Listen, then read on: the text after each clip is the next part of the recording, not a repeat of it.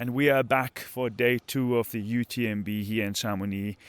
Another beautiful day, a lot of sunshine. The gracious Mont Blanc is looking upon us, and we're ready for another day full of action here at the expo at the Village en Chamonix. Looking forward to more conversations. Stay tuned and see you later from One More K podcast. All right, now we are here with no other than Florian, the CEO of UTMB International. Good morning, Florian.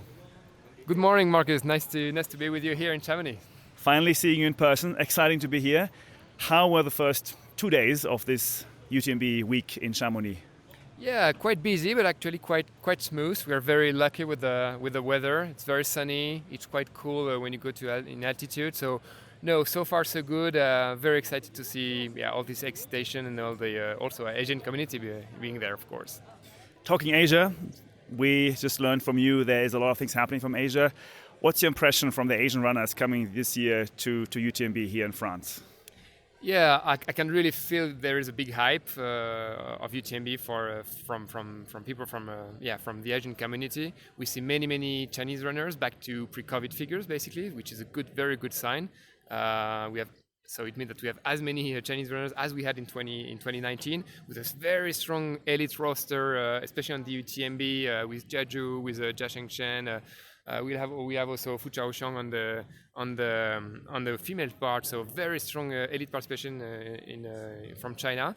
Very some good athletes also coming from Japan. We have Hoka from Vietnam. We have also a good guy from the Philippines. So yeah, I feel that we have very strong elite field, and at the same time, a lot of amateur runners coming from the Asian community. So it feels really good to see that the community has came back after 2 or 3 years. Do you feel like UTMB community already knows those runners? I think it's in process. I think we still have a lot of work to do to promote and make known to the world, and not only in Asia, these very top athletes that we have. I was mentioning before Hoka, Fuzhao, Jeju. All these athletes are very strong. I mean, I met those guys in Chiang Mai in Thailand, or in Amazon, or in China, and every time I see them, I'm like, oh my gosh! I mean, really, Fuzhao and she's the catty side of Asia, basically. Jeju is a star in China. So yes, I think for us who travel, we know them a lot, but there is still some work to do to promote them in Europe, in North America, among the other runners, for sure. I mean, I think it's good that we already can pronounce the names. That's a good start, right? So what are you the most proud of this week? What do you think is the key achievement for you personally? Yeah, that's a good question. I would say that this week versus the years before, we've made a lot of focus on the community. We are having a lot of roundtables around women participation, about how we can better preserve our environment through a race. I will animate in a few tomorrow workshop with all the race directors, trying to give them a vision on how we can enforce the protection of the environment. How can we be more close to the community? So all these roundtables, I'm really proud of. After 2 years of really focusing on the sports, on the development of the circuit, being also able to take a step back and talk about, okay, what's the future of our sports? What's the vision of our sports? How can we better promote women? How can we better promote younger people? How can we open also our sports? So I would say it's still a work in progress, but I'm very proud to be really focusing my attention and my energy on these topics right now. What are the key numbers that you consider successful this year? How many runners, how many volunteers, how many energy bars going to be eaten? What are the key numbers you focus on? Yeah, for sure. I mean, there is two things. There is UTMB and UTMB World Series. On UTMB, of course, it's still having 10,000 runners. It's a fixed number, but to have even more representativeness, I would say the number of countries is important for us, and having more than 140 countries, for instance, on UTMB Mont Blanc distances, across distances, is a good thing. It's much more representative, I think, of the world community. So for us, it's a big pride to see more and more. To see that, for instance, China has come back in the overall top 7 or 8 international nationalities on UTMB Mont Blanc. It's a good number for us. And then, more generally speaking, on the circuit, we had 43 events this year. We've announced 5 new ones for next year, so we are at 48. And by the end of the year, we should probably be around 53, 54 events for 2025. So it's also a good pride to show that we are continuing our development in different countries.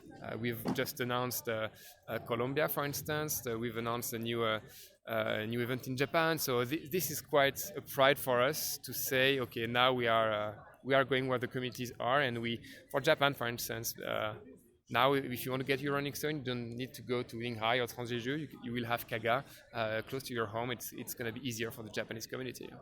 You said there's going to be an announcement on Thursday. Can you already give a hint what it might be? No, I can't. I can just say it's not going to be a country in the top 10 countries of the world. So you'll see. But it's going to be a surprise. But it's a good surprise in a country that has amazing landscapes to propose, that already has a couple of very, very good and famous races over there. But you'll see on Thursday the rest. Okay, great. And if you are able to do so, what is your prediction for the UTMB or CCC race? Who, if you can't say names, but what's your feeling about the winners of this year? To be honest, I'd love to see a Chinese runner win UTMB this time. I think between Jia Xingchen and Jeju, we have 2 or 3 very strong names. They're always playing the top 5. I hope that this year they will play for more.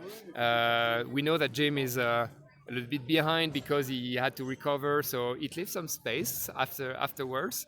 We have Mathieu Blanchard who comes very strongly. He seems to be in a good shape. So I would say it would be a game between the 2 Jim and Mathieu, and I hope the Chinese guys. Yeah. Interesting. Wow, exciting. Thank you, Florian. Great to see you finally in person. And everyone looking for Florian. He's a very tall guy. I didn't realize how tall you are, so that's amazing. Looking very healthy. And yeah, thanks for the interview and good luck with all this week and good job what you've achieved so far. Of course. Thanks for the invitation and enjoy Chamonix. And we're moving on. We have a special guest here today. We have now Fuzhao Xiang with us, one of the very best athletes in the world right now for the 100 miles. 你好吗, Fuzhao? 你好. 你好.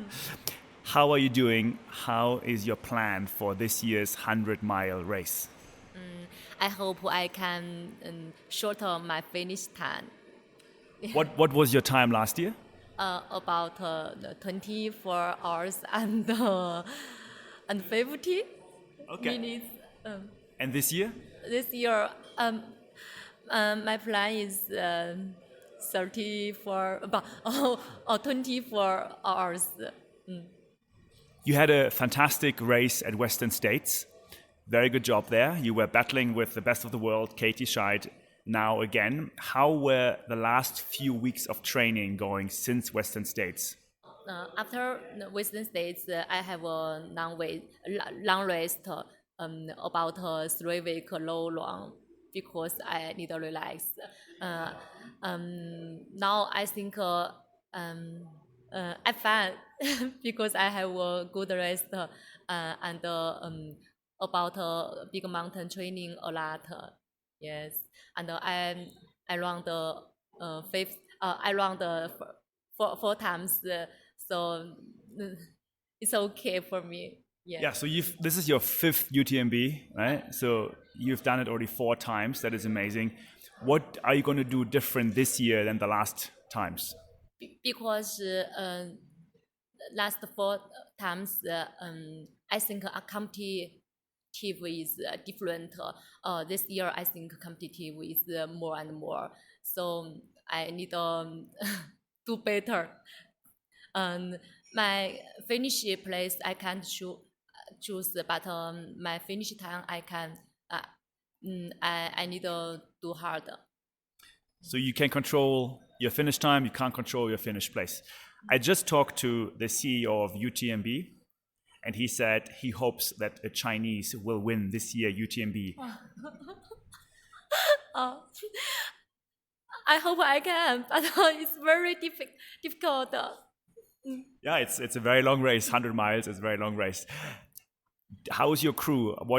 How is your crewing strategy? What are you going to eat during the checkpoints? What is going to happen during the race, do you think? I need some gel and bar. This is the most important, and some normal food also is very important because we need let my stomach. The food is also very important in the race. If I can eat, I can run more. But if my stomach can't work, I can run faster. Last 4 times my stomach have different trouble. So this year I want to it's normal. Are you going to eat rice or noodles, or what kind of normal food are you going to have? Oh yeah, in the race I like noodles and some rice, potatoes. Also some I will eat. How do you like the French food in Chamonix?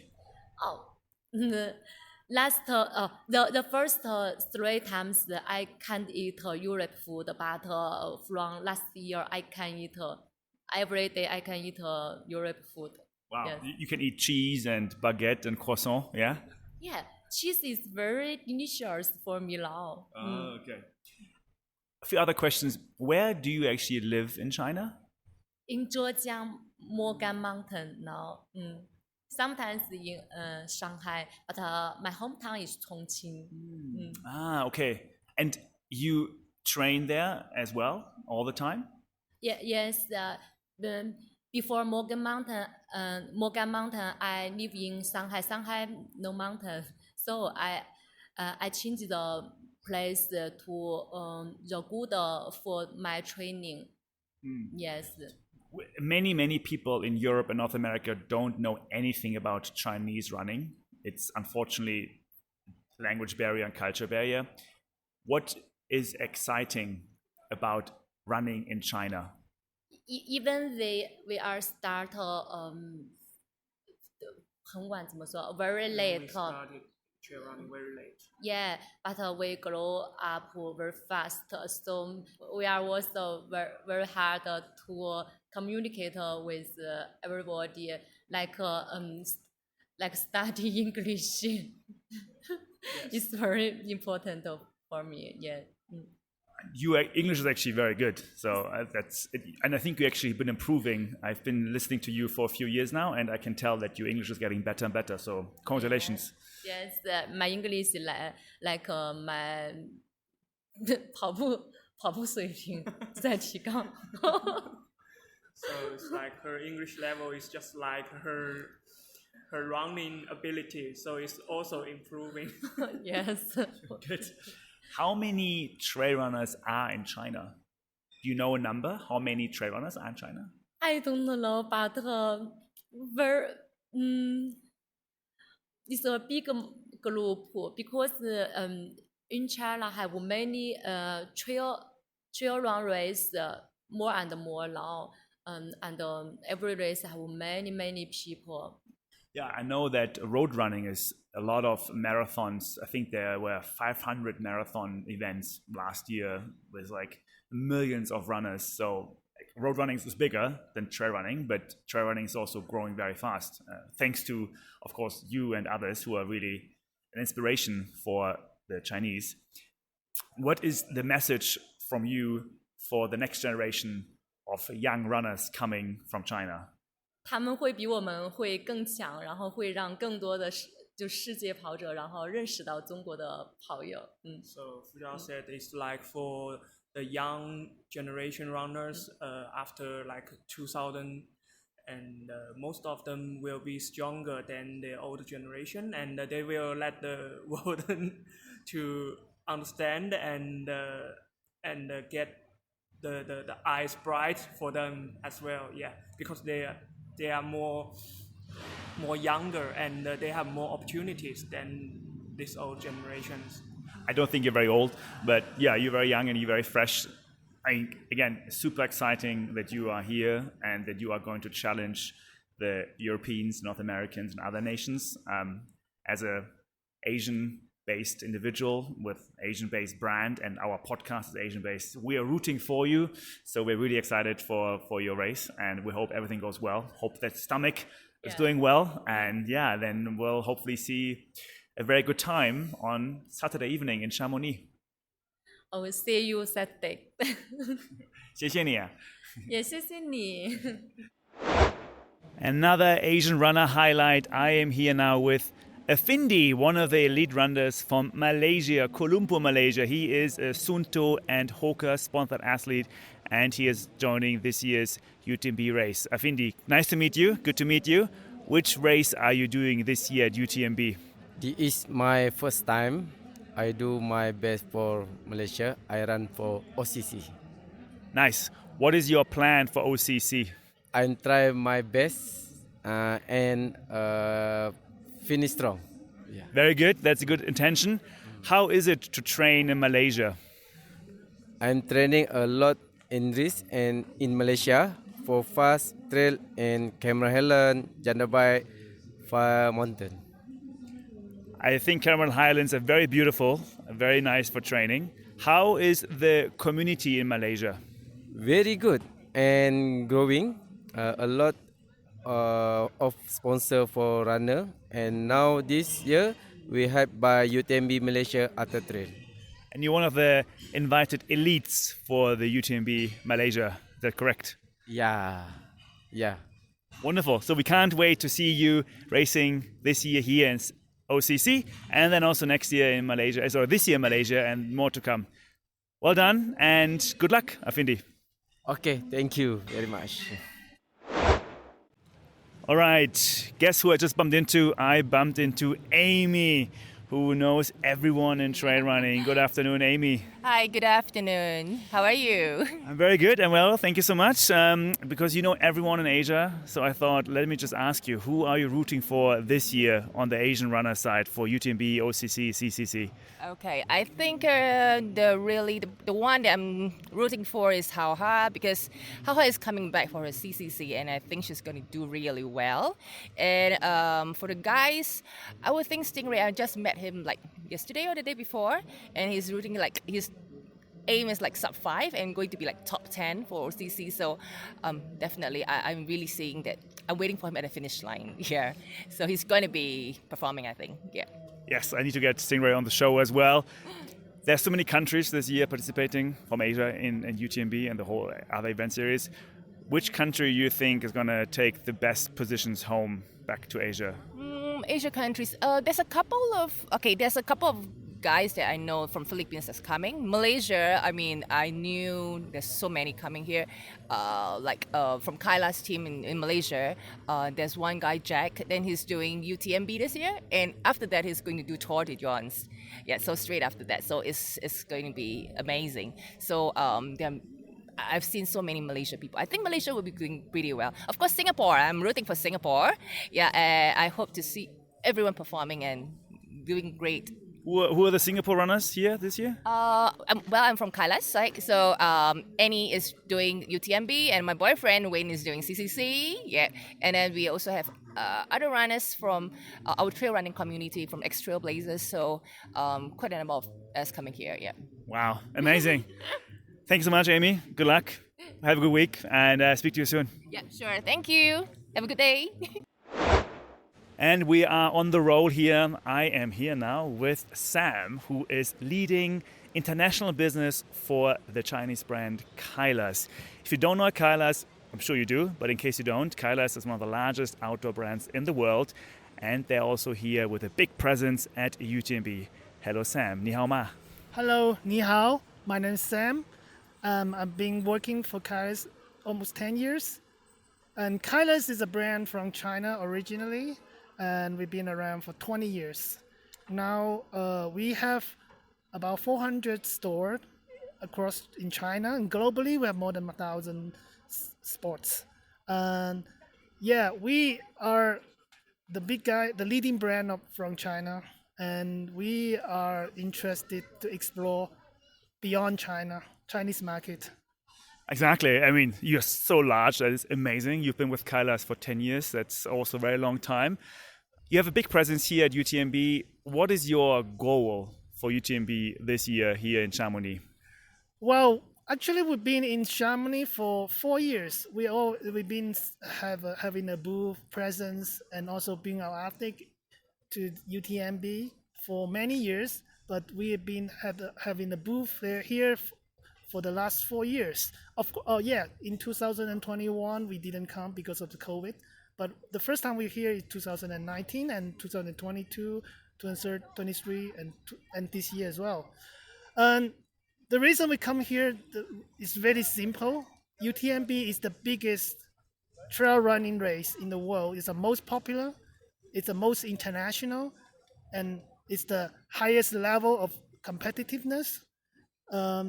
So it's like a World Cup final of trail running. That's why we need to be here if you want to be a global leader. That the reason is very simple. Awesome. Which athletes are you supporting for UTMB and who are you excited about to see? The most excited athlete running for Kailas is Samaya from Nepal, because she just joined Kailas technically this year, and she came third in 2022 or in CCC. She's really young, and she has amazing story, and she's amazingly talented. I'm so looking forward to her, to see her performance in the UTMB. And of course, after UTMB, she will also participate in the Kailas running race, the Tour de John. So she's going to tour as well after the UTMB. So how excited is that?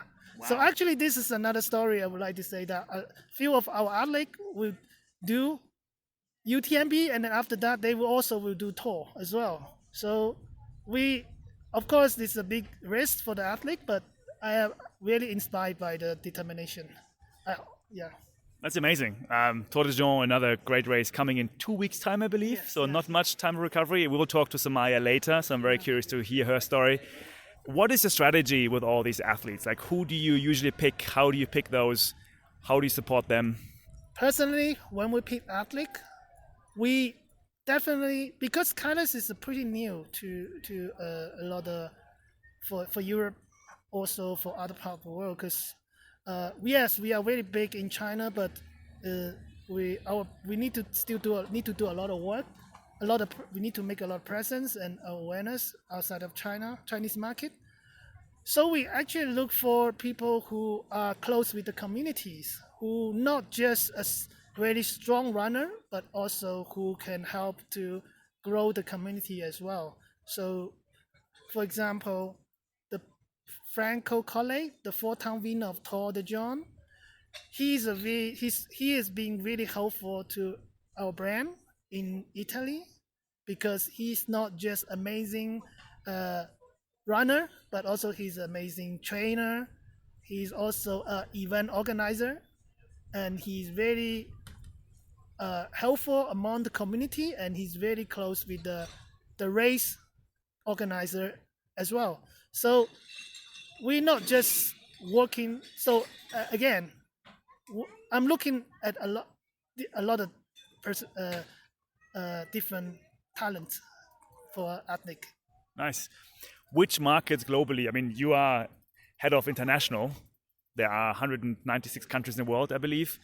Which countries do you focus on the most globally, and if you want to zoom down in different regions as well? Put long story short, and I want to put things in perspective. I think that we really want to have we really want to have a good presence in the birthplace of trail running, which is, maybe people will argue this, but I think France is definitely one of our primary target market. We don't know how far we can go in France, but to have a good presence in this market, it's our dream. And apart from France, I would say in the Alp region, you can say, for example, the Alp region, we say the Italy, Austria, Spain, and South Germany, Switzerland. If we have a good presence in this region, that is a great milestone, of course. So that is, if you ask me, short answer to you is the Alps. Yeah, the Alp region is our primary market outside of China. That's where we've spent most of our energy. Nice. Yeah, I can see that you put a lot of effort into here, and you've been here the 4th year with all the athletes and your booth. That's exciting. We're looking forward to seeing Kailas more around. I've been trying to get you on the podcast for the last half a year. Now I can finally meet you in person, and hopefully, if you still like me, we're going to get back on the show, and then we can talk more about Kailas and the story. It's a very interesting story as well, and you promised to maybe even give us some special information from the Kailas world. So looking forward to get you back on the One More K podcast. But for now, good luck at the UTMB week. Good luck for your athletes, and good luck for the next few weeks to come. Also at Tour, of course. You're welcome. Talk to you soon. All right, I'm back with UTMB Kopitiam, and we're switching continents from Asia now to Europe or Germany, my home country. I am now here with Jonas, the co-founder of Sporthunger.de, one of the leading, maybe the leading online website for endurance nutrition. Servus, Jonas. Hi, thanks for having me. Exactly. We don't want to talk about Germany necessarily, and it's a great country and so on and so on. But let's talk a bit about what is your perception of the Asian trail running market in Germany? I think most people in Germany don't really know what's going on in Asia. I don't think it's on their mind when they think about trail running.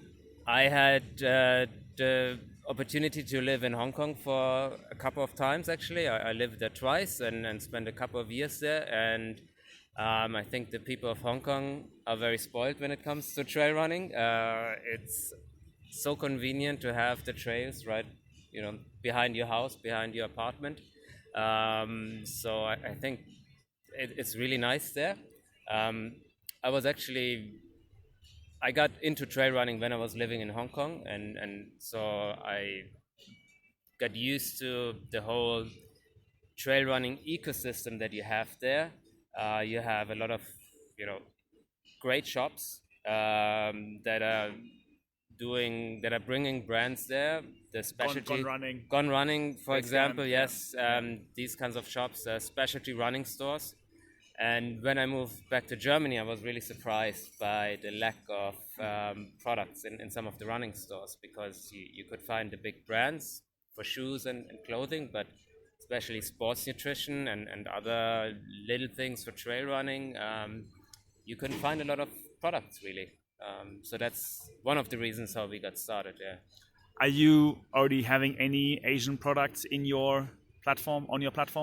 Yes. So one of the first products that we had was obviously T8, best running and especially trail running shorts worldwide, I think. Still. Big shout out to John Ellis, good friend of the show.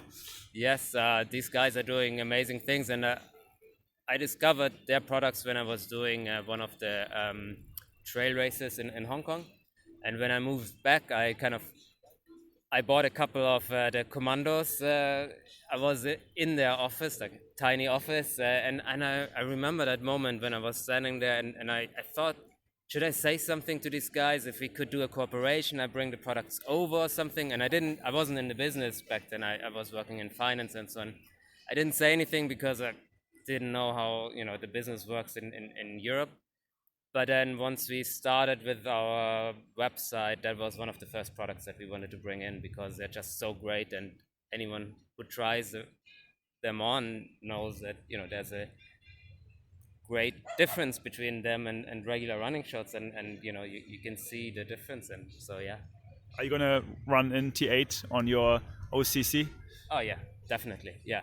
I mean, any longer races, I'll wear T8, the Sherpas and the Commandos, definitely, yeah. And what else do you expect to see more in Europe from Asia, whether it's athletes or products? I think athletes. I think you will see more Chinese athletes performing well. I think that's something that is bound to happen, and that will, I guess, start sort of the interest in the trail running and running scene from Asia. I think that's how it will start. From the brands, I think brands had it always a little bit difficult to come to Europe.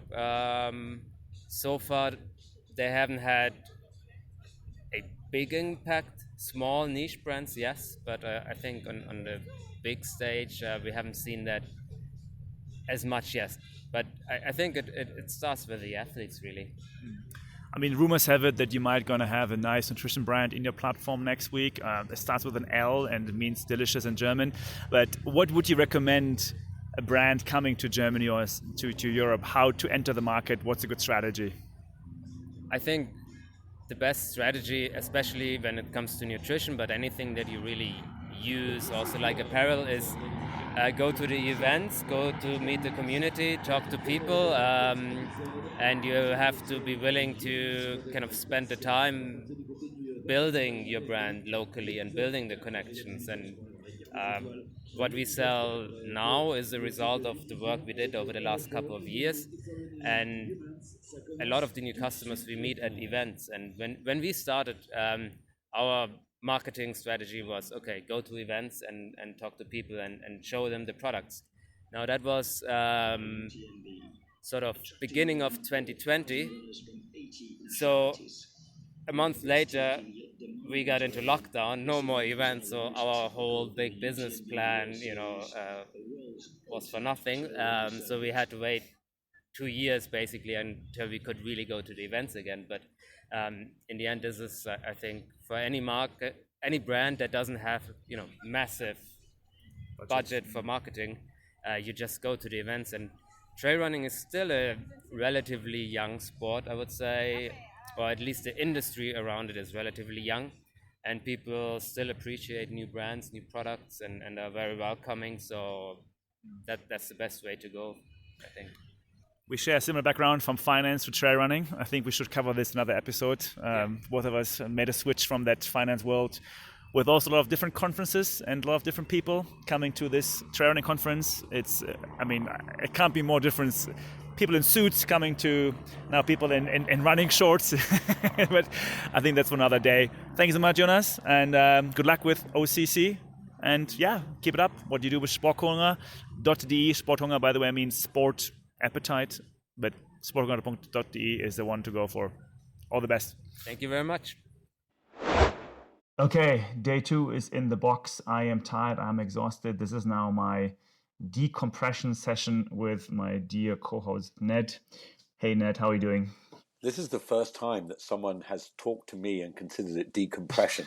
Most people normally are like, oh my God, would you shut up? Would you stop talking at me? So if I'm your decompression, you must have had quite a busy day, Marcus. It was full on, where yesterday I was probably a bit, I don't know, this is not exciting. Today was the opposite. It was everything combined that I think UTMB has to offer. And I'm sure that the listeners already have the pleasure listening to all the various guests that we had on for today on the One More K. We had many insights from Asians, from the French, from the Germans. Amazing. But Ned, I'm curious, how can you help decompress me now? What can I think of? I'm going to ask you some calming questions. I'm going to ask you a question. How much nature did you absorb today? The sun was so intense, and that's one. So I think it's very hot. You have to really make sure you don't dehydrate yourself. It's 26 degrees in the shade, so I'm sure it's around more than 30 in the sun. The second is that there's water everywhere in Chamonix, so you always hear the beautiful rivers bubbling around you, and there's a lot of grass, beautiful green grass. So actually most of my recordings were either next to a tree or on a patch of grass next to the village, the booths of UTMB. So actually quite a bit. Still in the town, but you have nature everywhere around you, which is amazing and beautiful, and very calming actually. That is good. That is good. And another question to decompress you. Is Valentin, is he there? Because you should be more decompressed, less decompressed? What's the right word? He should be more full of energy to go. You are his support. So how are you feeling? Hopefully calm and ready to be a support person. That's true. I haven't seen him today. I only saw the brother, to be honest with you. He was around, but I'm not sure where he was. The athletes came out today, though. So today was the day where the athletes, where they all collected the bibs. I saw Fuzhao again. I saw Fuzhao, as people know. I also met Sumaya. They're all very easygoing, all very calm. Ludovic Pommern, of course, super calm guy, been bombarded with people.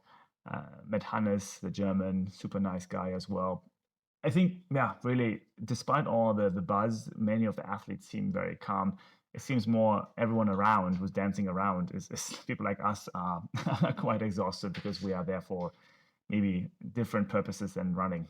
That is cool. Well, I'm glad to hear you are more excited about it today, because yesterday, while you were excited to be there, you felt like you were getting into it. I'm going to ask you, how was Hannes? I think I told you I listened to him on Dylan Bowman's podcast a while ago. I thought he just sounded like such a great dude. He had such a down-to-earth. He was funny. He was self-deprecating. He sounded such a good dude. How was he in real life? Exactly as you describe him. Super good guy. I think has a very good personality. Speaks from his heart. So maybe more in German than English. I think he does say what he thinks, which I think is great. He was jumping around a bit, but he also withdrew himself quite fast again after he was presented on stage from, I think, Suunto is his partner, so they presented him today. Tomorrow, I think, is the big presentation of the official UTMB race, so he's going to be back on stage then. But within the few minutes, he was talking, nice guy, very, very humble guy. So the first part's not difficult, just to get me an understanding of who you know, and then I'm going to ask you to name the athlete. So just to go back, in Ironman, there was a guy called Peter Reid, a Canadian who won Ironman, who won Kona twice. Do you know who Peter Reid is? I heard his name before. I have not followed him otherwise. He was quite definitely a more reserved character, but he was famous for believing and enacting all of the hoopla and the razzmatazz and going to the pickup, because Kona, really like Chamonix, Kona in Hawaii was all abuzz with athletes. I've been there, I've raced on the day. He would go 6 weeks before, he would rent a little cabin in the hills. It was actually called, he described it as a small shelter in a cave. I'm sure it was a little more glamorous, but not much. And he steadfastly refused to participate in everything. Not because he didn't appreciate the fans, but he said, if I'm going to win, my soul, my being is everything, and I cannot afford to waste a fraction of a percent on even interacting with anybody. So he famously never came off the hill. He trained for 6 weeks in this solitude, would appear off the hill and dominate. Is there any athlete you feel that is not part of the hoopla? Because it's harder to name them because they're not there, but is there any chatter about the cave person, man or woman, who's taking the opposite approach from the hoopla? I only felt about Jim Wormsley doing this during Western States. He really only came out for the presentation, then never to be seen again. I feel like him and Katie Scheid are in a similar space, although Katie Scheid is a bit more bubbly than Jim. But I think Jim is the caveman in this case, who's been really not present at all. Ludovic was out and about today taking pictures. And of course, all the runners I talked to were out and about. That's how I met them. But yeah, I think that's the superstars are Dakota Jones. I also didn't see. Yeah, so there's maybe they're coming tomorrow. I don't know. But again, you do see them on Instagram, so they are somewhere taking pictures and doing something. But it's just a huge village, so you might not be able to see them. But there's no talk about a caveman. I don't think there's a talk. I think there's more talk about business and trends and brands and teams and so on. I think that's really what's happening. And that's great. That's great. I'm just interested. I mean, I think if you think about it logically, if you need every last percent to win, hanging out and talking to people is not going to help you. Like, I mean, I'm shattered and I'm quite extrovert, so I don't want to be an athlete right now who is also racing and being exposed to all of this. It must be quite tiring. They have to be, again, but it's in our sport, the reality is none of them are getting paid $1 million to race, so they need sponsors, they need to be out there. That balance I read a lot about it. I followed Chris McCormack Macca, who was like the ultimate showman, was always putting on the show and still won, and then followed Peter Reed, who was the game. There's no one answer. And of course, in our sport, apart from maybe Killian and Courtney, no one's making millions. So all of the, like Valentine said to us, the top 50 athletes all have camera crews. Maybe just to follow on. Did you get a sense of that? Did you see camera crews following runners around? Yeah, I was about to say that. I think what is significant this time, and even more than Western States, are those teams. So maybe athletes don't really move just by themselves around. I see a lot of teams moving together. So the Hoka team, the Adidas Terex team, the Suunto team, they are moving in packs. So, and they are followed then by their camera crews, and they take interviews and whatnot. So maybe that also helps them a bit to preserve energy and don't have to, be alone in the jungle. But yeah, that's definitely making really big points. Who's in the team? I mean, they all look the same, all the same Adidas Terex, the orange t-shirts, Hoka, that Hoka blue stands out. That is significant, I think. And so it's interesting how much money also is being put into those teams. I don't even know the budgets for that. It's incredible. I mean, Hoka basically rented out the entire hotel next to the village. It's all Hoka branded now. It's just Hoka entire hotel. They put all the athletes there, Hoka China, Hoka America, Hoka Europe. It's all in one hotel. So you sit in the lobby there and you see all these Hoka athletes coming in and out. It's a bit like the Olympics. It's quite funny, actually. Wow. I mean, it is. Wow. Just a quick change, because this is short. You said to me that you interviewed Fuzhao, that you saw Ludovic Pomeray, that you spoke to Hannes Namberger. I just opened I Run Far on the main page. Pre-race interview, Hannes Namberger, Ludovic Pomeray, Fuzhao Xiang. We are keeping up, Marcus. You're doing a good job, my friend. Whatever we do, I Run Far copies. Yeah, it's true. I mean, in general, I don't think it's true that they're copying, but I think in general, there is a notion of gratitude that we cover more the Asian side. Talking to Kailas, Sam in the interview mentioned earlier how, the Asian runners are coming and they want to support also more runners and more athletes. I think it's great. I mean, Florian is super helpful with his insights into Asian markets and really wants to help us too. So super cool. I think we're onto something here. And yeah, there's going to be, of course, more interviews coming after this where I'm lining up guests from Asian brands, Asian athletes for next weeks to come who are all willing to talk and to share the story. Yeah, that is cool. So what I know you've got a lot of interviews coming up. What have you got for tomorrow?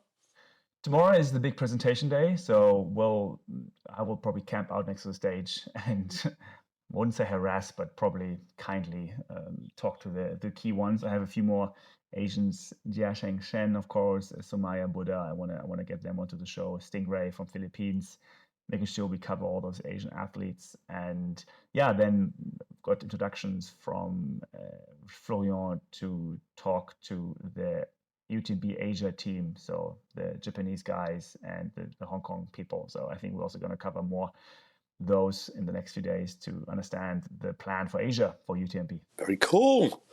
Well, anything else to add, or is that it? And I hope people enjoyed the interviews with all the people that you met. Anything else, Marcus? Any standouts from today? I have one last closing random thought after you, but anything else you'd like to add? I think I'm very fulfilled today, and I'm really excited to go back tomorrow already. Yeah, it's cool. It's very cool to be here. That is fantastic. And completely separately, I know we're talking about UTMB. We are going to, in a later episode, Marcus, and maybe we should do this.